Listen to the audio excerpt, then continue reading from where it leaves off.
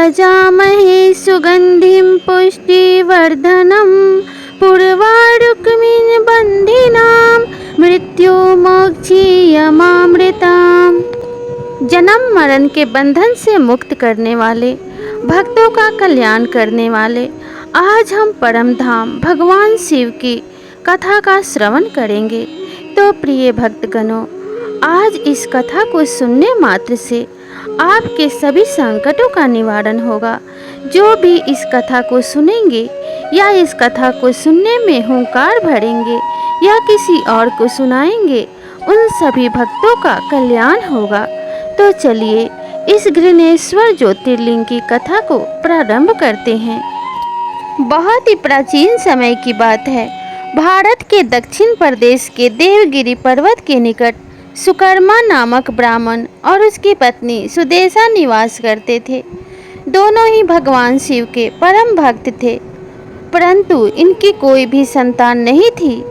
इसके कारण वे बहुत दुखी रहते थे, जिस कारण उनकी पत्नी सुदेशा उन्हें दूसरी शादी करने के लिए हमेशा आग्रह करती रहती थी। अतः पत्नी के बहुत जोर देने पे सुकर्मा ने अपनी पत्नी की बहन घुसमा के साथ विवाह कर लिया।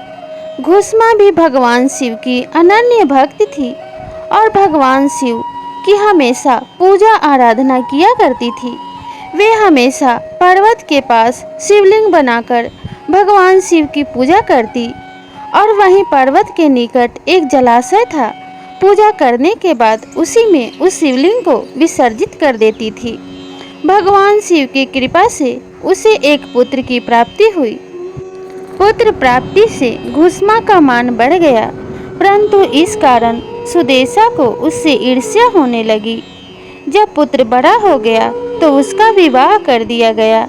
यह सब देख सुदेशा के मन में और अधिक ईर्ष्या पैदा हो गई, जिसके कारण उसने पुत्र का अनिष्ट करने की ठान ली। और एक दिन रात्रि में जब सब सो गए, तब उसने घुसमा के पुत्र को चाकू से मारकर उसके शरीर के टुकड़े कर दिए और उन टुकड़ों को सरोवर में डाल दिया, जहाँ पर घुसमा प्रतिदिन पार्थिव शिवलिंग का विसर्जन किया करती थी। शव को तालाब में फेंककर वह आराम से घर आकर सो गई। रोज की भांति जब सभी लोग अपने कार्यों में व्यस्त हो गए और नित्यक्रम में लग गए, तब सुदेशा भी आनंद पूर्वक घर के कामकाज में जुट गई। परंतु जब बहू की नींद से जागी तो बिस्तर को खून से सना पाया तथा मांस के कुछ टुकड़े इधर उधर दिखाई दिए। यह भयानक दृश्य देखकर व्याकुल बहू अपनी सास घुसमा के पास जाकर रोने लगी और पति के बारे में पूछने लगी और विलाप करने लगी। सुदेशा भी उसके साथ विलाप में शामिल हो गई, ताकि किसी को भी उस पर संदेह न हो।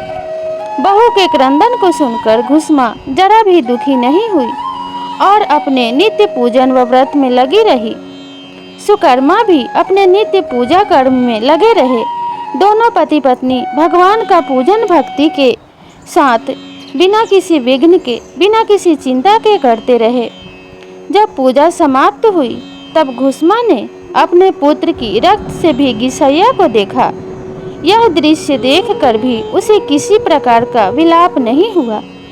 उसने कहा कि जिसने मुझे पुत्र दिया है, वही शिव उसकी रक्षा करेंगे।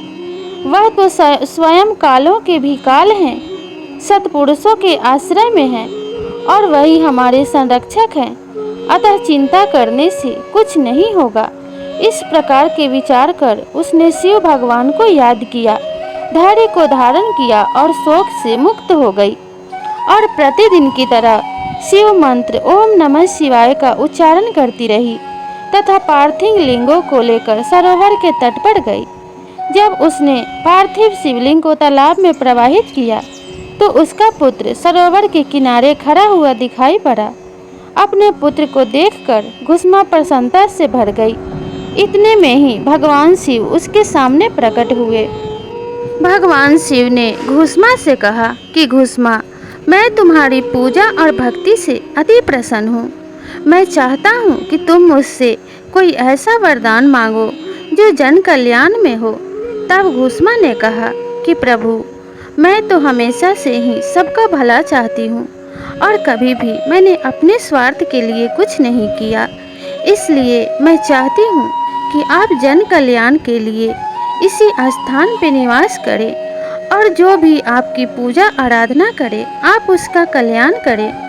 तब भगवान शिव ने घुसमा से कहा कि घुसमा, तुम्हारे पुत्र को तुम्हारी बहन ने ही मार दिया था, इसलिए मैं उसे दंड देना चाहता हूँ, मैं उसे मृत्यु देना चाहता हूँ। तब घुसमा ने भगवान भोलेनाथ से निवेदन किया कि प्रभु, मेरी बहन नासमझ थी, उसके मन में ईर्ष्या और क्रोध ने घर कर लिया था, उसका कोई पुत्र नहीं था, इसलिए वे मेरे पुत्र को देखकर उससे ईर्ष्या करने लगी, जिसके कारण उसने ऐसा किया।